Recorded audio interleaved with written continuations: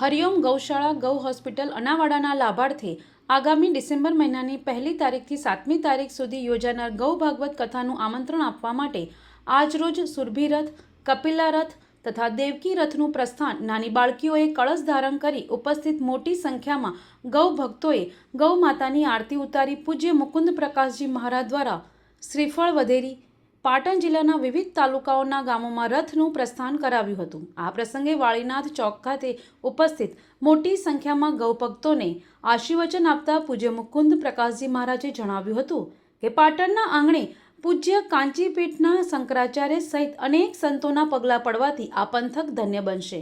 એમણે જણાવ્યું હતું કે આ રથયાત્રા દરમિયાન દરેક ગામોમાં દરેકને આમંત્રણ આપવામાં આવશે તથા ગામડાઓમાં બેનરો, સ્ટીકરો તથા પત્રિકાઓનું વિતરણ કરવામાં આવશે।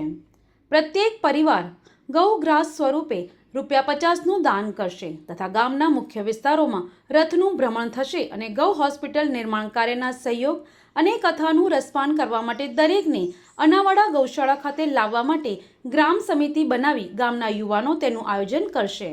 શંકરાચાર્ય સહિત દેશભરના સંતો તથા રાજકીય, ધાર્મિક, સામાજિક આગેવાનોને સત્કારવા માટે ગૌશાળા તરફથી સંપૂર્ણ તૈયારીઓ ચાલી રહી છે।